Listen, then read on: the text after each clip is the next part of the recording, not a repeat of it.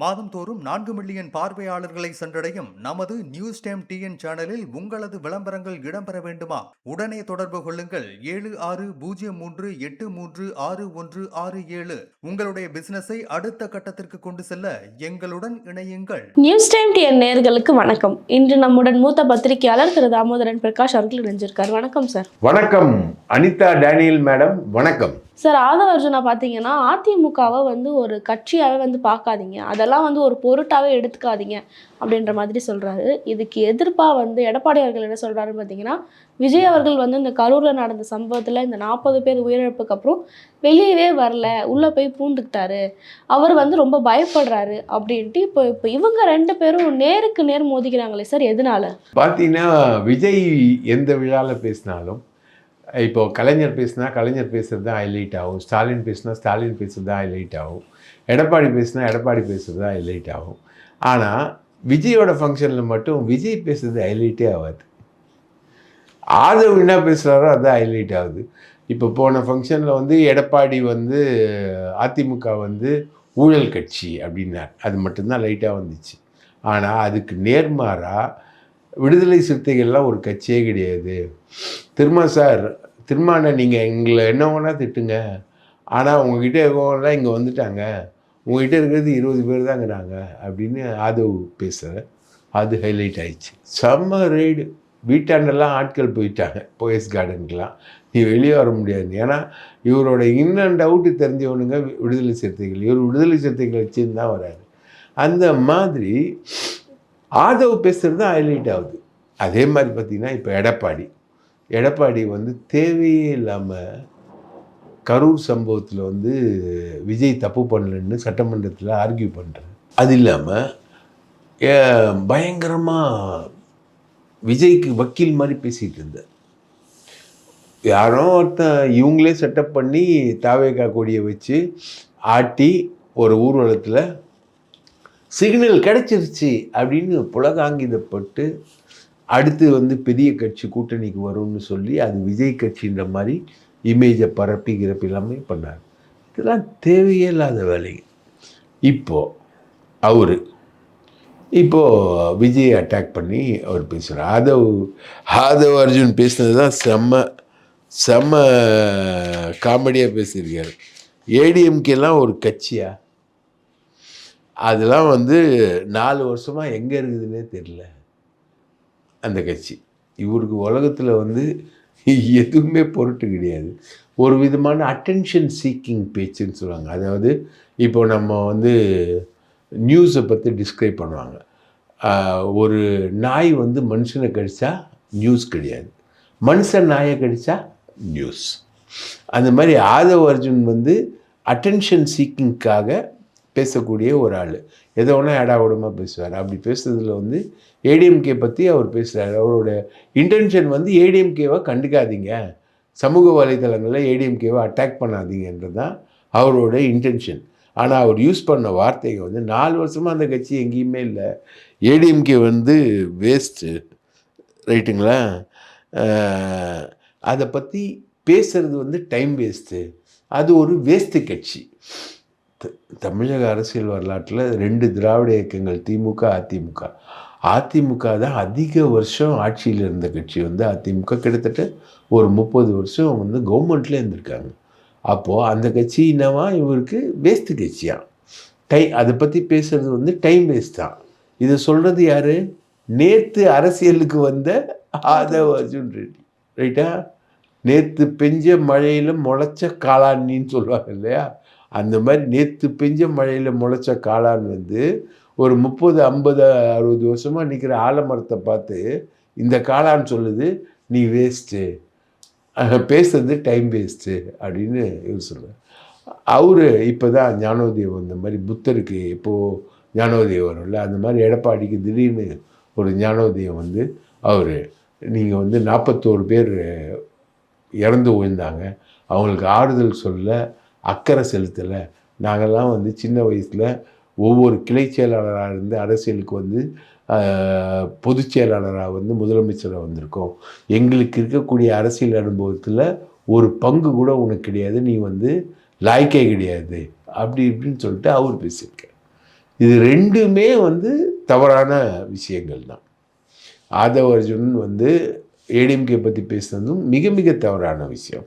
அதே மாதிரி எடப்பாடி வந்து தாவேக்கா பற்றி பேசுகிறதும் தவறான விஷயம்.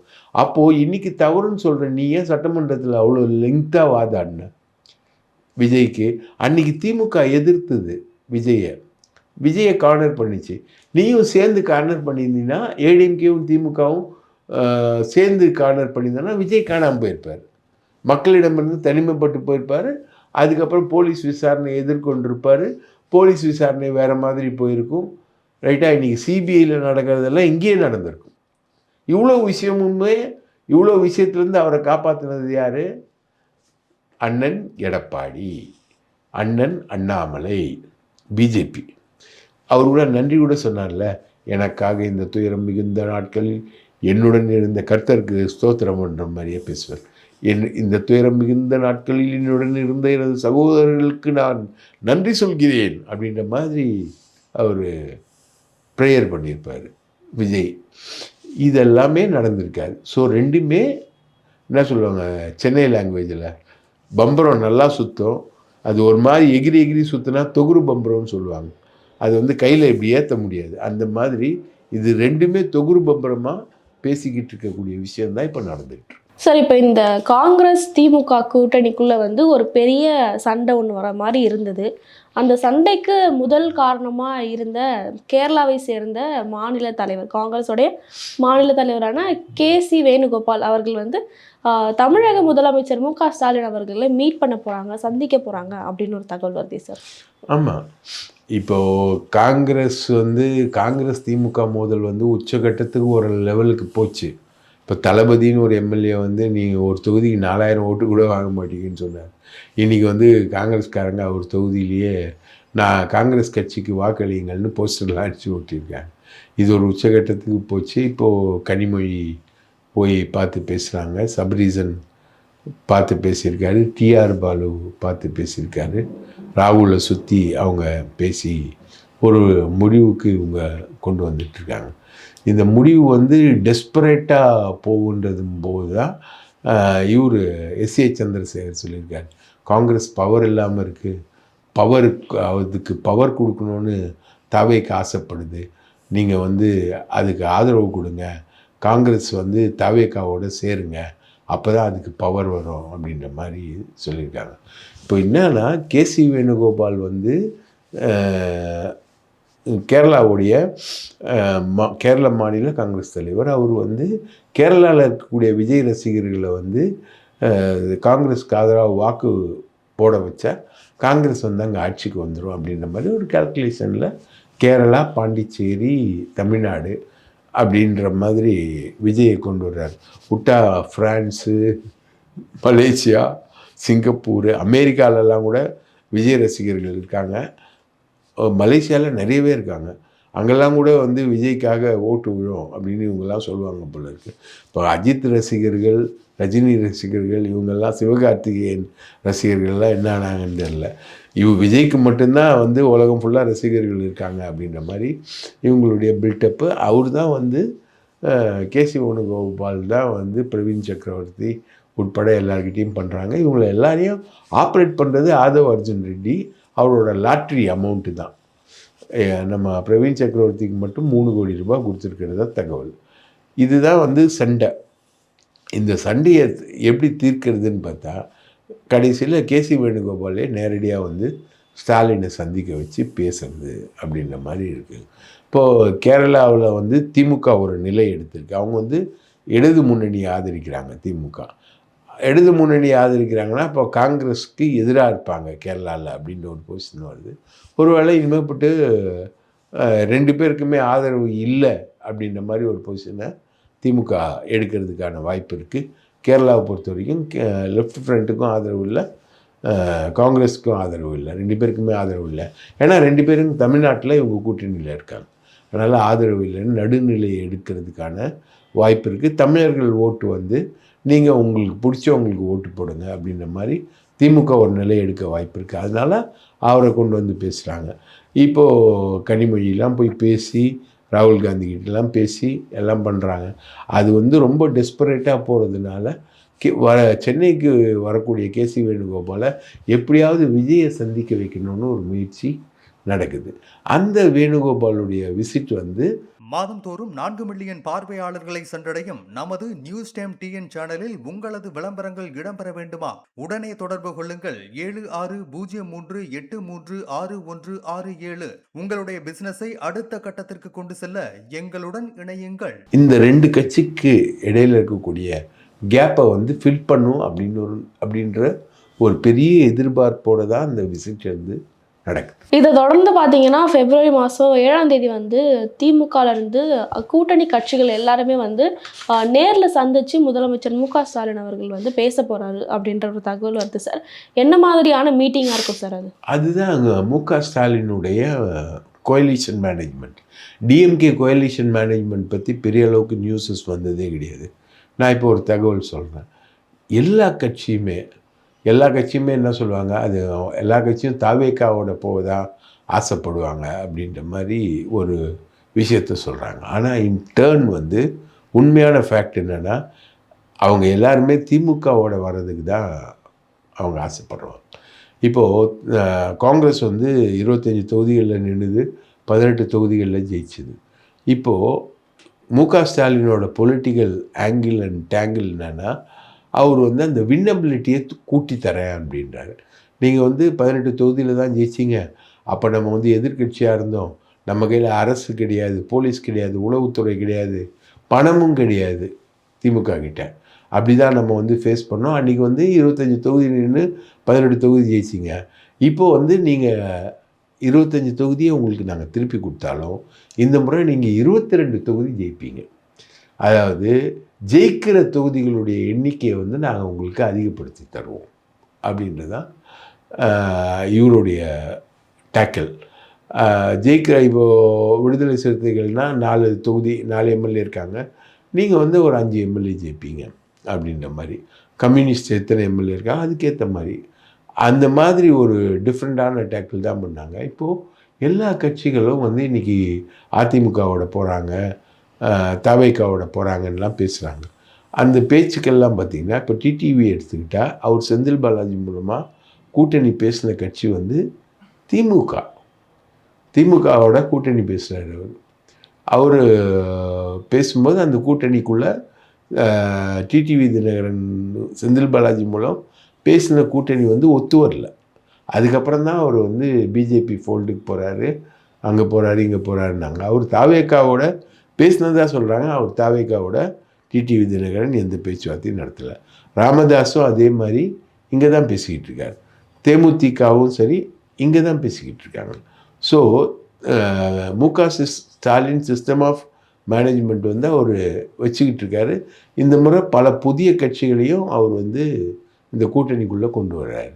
அந்த கட்சிகளை எப்படி அவர் மேனேஜ் பண்ண போகிறாரு, எந்த வகையில் அவங்க கொண்டு வர போகிறாங்க அப்படின்றது வந்து தான் இப்போ இருக்கக்கூடிய மிகப்பெரிய விஷயம். அவரோட ஹேண்ட்லிங் வந்து பிப்ரவரி 7th அவர் ஆரம்பிக்கிறார். அதுக்குள்ளே இப்போது கேசி வேணுகோபால் இவங்க காங்கிரஸ்ஸு இதெல்லாமே செட்டில் ஆகிடும். செட்டில் ஆனதுக்கப்புறம் யாருக்கு எந்த தொகுதி இப்போவுமே மார்க் பண்ணி வச்சுட்டாங்க, யாருக்கு எந்த தொகுதி.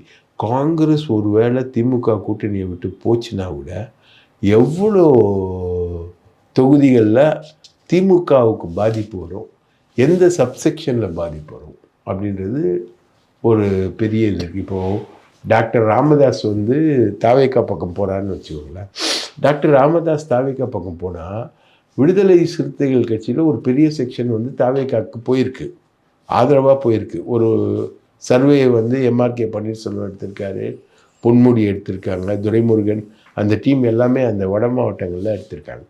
வட மாவட்டங்களில் பார்த்திங்கன்னா பாமகலேருந்து ஓட்டு போகுது, திமுகலேருந்து கொஞ்சம் போகுது, விசிகாலேருந்தும் போகுது. அப்படின்னும் போது இப்போது ராமதாஸ் வந்து தாவேக்கா பக்கம் போனாருன்னா விசிகாலேருந்து தாவேக்கா பக்கம் மைக்ரேட் ஆன கொஞ்சம் ஓட்டு இந்த சைடு வந்துடும்.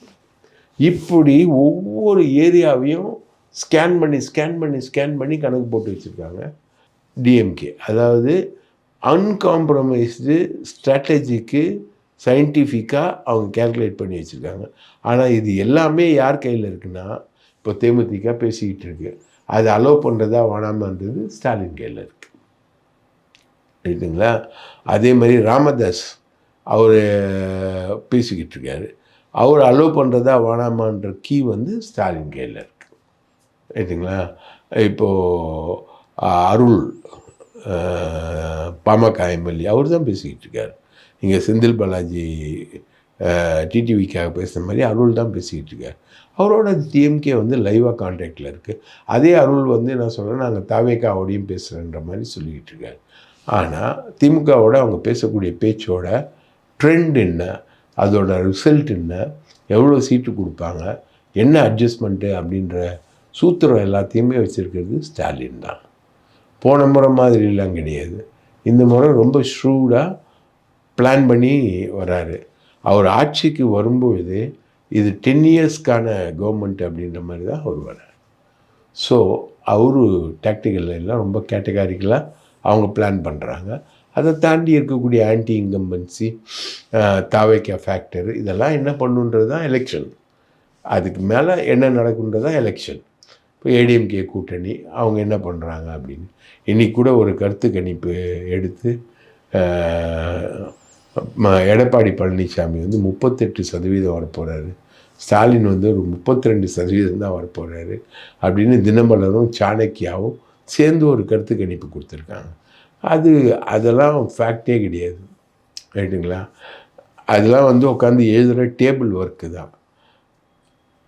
இவங்க வந்து விஜய் வந்து 22% கொடுக்குறாங்க. விஜய்க்கு எவ்வளோ பர்சன்ட்ன்றது இது வரைக்கும் ப்ரூஃபே ஆகலை. நீங்கள் வந்து ஒரு குழந்தை வந்து ஒரு பையனை நீங்கள் பார்த்ததே இல்லை, அவன் வந்து 100 மீட்டர்ஸ் ரோடில் 100 மீட்டர் ரேஸில் வந்து அவன் தான் உலகத்திலே நம்பர் 1ன்னு நீங்கள் சொன்னீங்கன்னா நம்ப தான் முடியும். நம்ம பார்த்ததே கிடையாது. அது மாதிரி தாவேக்காக்கு 22%ன்றது தினமலரும் சாணக்கியா பாண்டியவும் சேர்ந்து வெளியிட்டிருக்காங்க. இதெல்லாம் நடக்கக்கூடிய விஷயமா இல்லையான்றதுக்கு எந்த விதமான சயின்டிஃபிக் ப்ரூஃபும் இல்லை. அதை விட்டு அடிக்கிறது. நேற்று தினமலர் அதே மாதிரி ஒரு நியூஸ் போட்டிருந்தோம், நம்ம கூட பேசியிருந்தோம். தாவேக்கா சீமான் பாமக கூட்டணி அப்படின்னு ஒரு நியூஸ் போட்டிருந்தோம். அது எந்த அளவுக்கு உண்மையோ அந்த அளவுக்கு உண்மை தான் இந்த சர்வே. சார், பள்ளிக்கரணையில் பார்த்தீங்கன்னா ஒரு ஃபேமிலியவே வந்து அடித்து கொலை பண்ணியிருக்காங்க. ஒரு குழந்தை, ஒரு கணவன், மனைவி 3 பேரை. அதே மாதிரி பார்த்தீங்கன்னா நந்தனம் கல்லூரியில் இதே மாதிரி ஒரு சம்பவம் ஒன்று நடந்திருக்கு.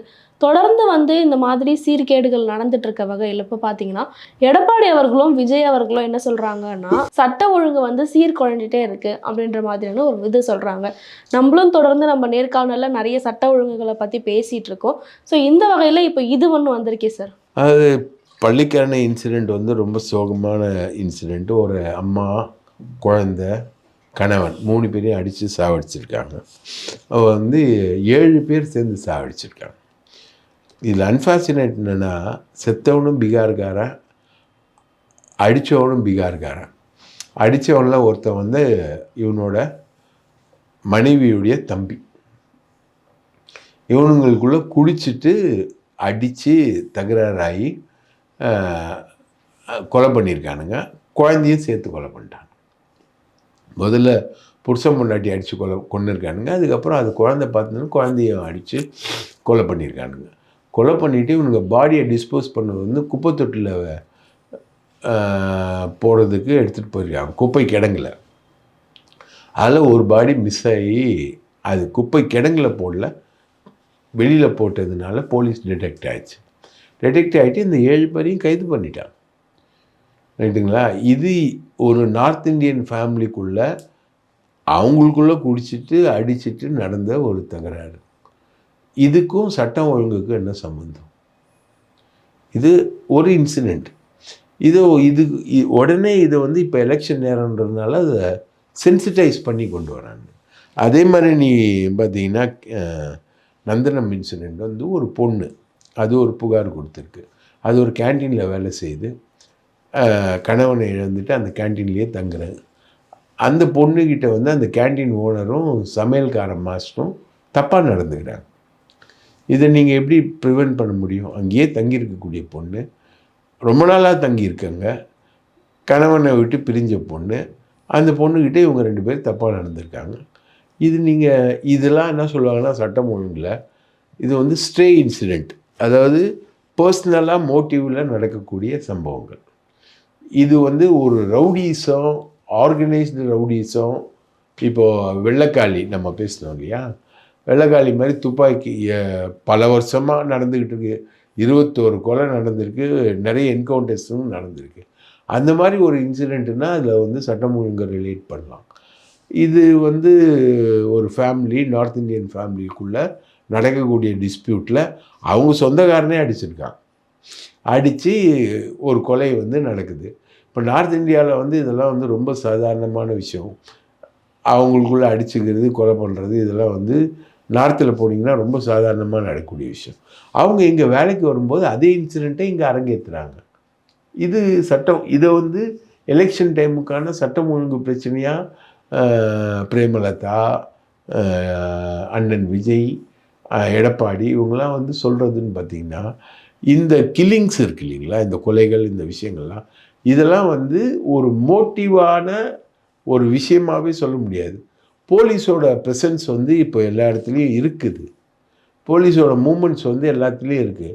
இப்போ போலீஸ் வந்து இந்த கொலையாளிகளை கண்டுபிடிக்கலனாலும் பரவாயில்ல, கண்டுபிடிச்சிட்டாங்க, அரெஸ்ட் பண்ணிட்டாங்க, எல்லாத்தையுமே ஃபிக்ஸ் பண்ணிட்டாங்க.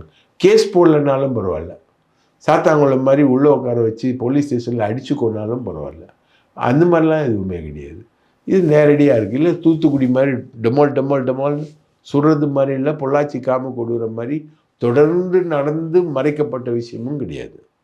இது ஒரு இன்சிடெண்ட், அவ்வளோதான். இதை வந்து நீங்கள் இந்த டைமில் வந்து ரிலேட் பண்ணி நீங்கள் கொண்டு வரீங்கன்னா, இது மாதிரி எத்தனை இன்சிடெண்ட்டை சொல்ல முடியும் உங்களுக்கு? ஒவ்வொரு கொலைக்கும் ஒரு இண்டிவிஜுவல் மோட்டிவ் இருக்கும். அதை வந்து எப்படி நீங்கள் சட்டம் ஒழுங்கு லிஸ்ட்டில் சேர்க்க முடியும், சட்டம் ஒழுங்கு இப்போ ஃபெயிலியர்ன்ற லிஸ்ட்டில் சேர்க்க முடியுன்றது எனக்கு தெரியல. தொடர்ந்து எடப்பாடி கிட்ட வந்து ஓபிஎஸ் அவர்கள் அவங்க கட்சியில் சேர்த்துக்க சொல்லியான்னு ஒரு கோரிக்கை வச்சுட்டே இருக்காரு. சேர்த்துப்பாங்களா சேர்த்துக்க மாட்டாங்களா சார்? ஓபிஎஸோட முடிவு என்னதான்? ஓபிஎஸ்க்கு வந்து அவர் வந்து கூட்டணியில் என்டிஏல இணைஞ்சார்னா அவருக்கு 4 சீட்டு தர்றதா எடப்பாடி முடிவு பண்ணியிருக்காரு. எடப்பாடி அவரை வந்து கட்சியில் சேர்க்கறதுக்காக பேச்சுவார்த்தைலாம் நடத்தினாங்க. அவரை மட்டும் இல்லை, செங்கோட்டையனையும் கட்சியில் சேர்க்கணும்னு சொல்லி பேச்சுவார்த்தை நடத்தினாங்க. செங்கோட்டையன் துணை பொதுச் செயலாளர், ஓபிஎஸ் வந்து அவைத்தலைவர், அப்படி தான் பேசினாங்க. ஓபிஎஸ்க்கு ஒரு 10 சீட்லாம் ரெடி பண்ணியிருந்தாங்க. இப்போ லாஸ்ட்டாக பிரைம் மினிஸ்டர் வரும்போது கூட அவர் வந்து சேரணும் அப்படின்ற மாதிரி தான் எதிர்பார்த்தாங்க. அதுக்கெல்லாம் அவர் தயாராகல. அவர் என்ன நினச்சார்னா, அங்கே வந்து அவர் டெல்லியில் வந்து கேஸ் போட்டிருக்காரு. கேஸ் போட்டதில் வந்து பிஜேபி வந்து அவருக்கு பொதுச் செயலாளர் பதவி கொடுக்கும் அப்படின்னு எதிர்பார்த்து அவர் காத்துக்கிட்டு இருந்தார். அப்போது அவருக்கு கிடைச்ச ஆப்பர்ச்சுனிட்டியை கழுவி விட்டார். இப்போது நிறைய பேர் வந்து ஓபிஎஸோடு நெகோசியேட் பண்ணியிருந்தேன். எனக்கு தெரிஞ்சு என்னுடைய நண்பர்களே வந்து ஓபிஎஸோடு நெகோசியேட் பண்ணியிருந்தார். ஓபிஎஸ்க்கு வந்து அபினேஷ் அப்படின்னு பாஷ்யம் பில்டர்னு ஒருத்தன், அவன் வந்து ஒரு 1000 கோடி ரூபாய் ஏமாற்றிருக்கான். அந்த அபினேஷ் வந்து அமித்ஷா பிடியில் இருக்கார். அந்த 1000 கோடி ரூபாய்க்காக ஓபிஎஸ் வந்து அவங்களுக்கு அடிமையாக இருக்கார், போராடிக்கிட்டு இருக்காரு, வந்துக்கிட்டு இருக்காரு. அவர் சொல்கிறத கேட்குறாரே தவிர இந்த சைடு எடப்பாடி சொல்கிறத கேட்க மாட்டார். ஸோ ஓபிஎஸ்க்கான சான்சஸ் வந்து போயிடுச்சு. ஓபிஎஸ் வந்து இப்போ நான் டிடிவி அண்ணன் சொல்ல மாட்டாரா, எடப்பாடி அண்ணங்கிட்ட பேச மாட்டாரான்னு. இவங்க எந்த அளவுக்கு மோசம் நமக்கு பேசியிருக்கோம். அதாவது சசிகலாவை வந்து தேவர் ஜெயந்தி விழாவில் இவங்க பார்த்ததுனால இவங்ககிட்ட பேசுகிறதையே டிடிவி தினகரன் வந்து அவாய்ட் பண்ணிட்டார். மொத்தம் 1500 கோடி ரூபாய் டிடிவி தினகரன் சசிகலாவை ஏமாற்றிருக்கார். இப்போ ஓபிஎஸ் கதியை பற்றி பேசுகிறீங்களா, அடுத்தது சசிகலா என்ன ஆவாங்க? அவங்க கேட்குறது அதிமுகவில் என்ன சேருங்க, எனக்கு ஒரு 2 சீட்டு கொடுங்கன்னு தான் கேட்குறாங்க. அதுக்கு என்ன பதில் சொல்வார் எடப்பாடி? இவங்களெல்லாம் சேர்த்துட்டா என்ன ஆகும் அப்படின்றது. எடப்பாடி ஒரு வேளை ஜெயிச்சு வந்தாலும் எடப்பாடி வந்து சிஎம் கேண்டிடேட்டாக வரமாட்டாருன்றது பாஜகவில் ஒரு பேச்சு இருக்குது. நம்ம சிஎம் கேண்டிடேட்டை மாற்றிடுவோம், தேர்தல் வரைக்கும் இப்போல்லாம் பதில் சொல்ல முடியாது, இப்போ வரைக்கும் எடப்பாடி முதலமைச்சர்னு போயிடுவோம், ஜெயிச்சப்புறம் மாற்றிப்போம் அப்படின்றது ஒன்று இருக்குது. சப்போஸ் ஏடிஎம்கே தோத்துருச்சுன்னா ஏடிஎம்கே கட்சி செதறுன்றோம், நெல்லிக்காய் மூட்டை மாதிரி செதறுன்றோம். அன்றைக்கி யார் கட்சியில் இருப்பா, யார் கட்சியில் இருக்க மாட்டாங்க, எப்படி போவாங்கன்னே தெரியாது. ஒன்றுபட்டு நின்னா ஜெயிக்கலான்றது ஒரு கான்செப்ட். அந்த கான்செப்டுக்கு எடப்பாடி தயாராகவே இல்லை. ரைட்டா? அவரை பொறுத்தவரைக்கும் இவங்கெல்லாம் உள்ளே விட்டோன்னா கட்சியை காலி பண்ணிடுவாங்க. இருக்கிற வரைக்கும் நான் தான் லீடரு அப்படின்றதான் எடப்பாடியுடைய விஷயம். நாளை நடப்பதை யார் அறிவார் அப்படின்றத நம்பி தான் எடப்பாடியுடைய பயணமும் இருக்குது, அதிமுகவுடைய பயணமும் இருக்குது. பல்வேறு தகவல்களை பகிர்ந்துக்கிட்டீங்க. மிக்க நன்றி சார். வாய்ப்பளித்ததற்கு மிக்க நன்றி. மாதந்தோறும் 4 மில்லியன் பார்வையாளர்களை சென்றடையும் நமது நியூஸ் டைம் டிஎன் சேனலில் உங்களது விளம்பரங்கள் இடம்பெற வேண்டுமா? உடனே தொடர்பு கொள்ளுங்கள் 7603836167. உங்களுடைய பிசினஸை அடுத்த கட்டத்திற்கு கொண்டு செல்ல எங்களுடன் இணையுங்கள்.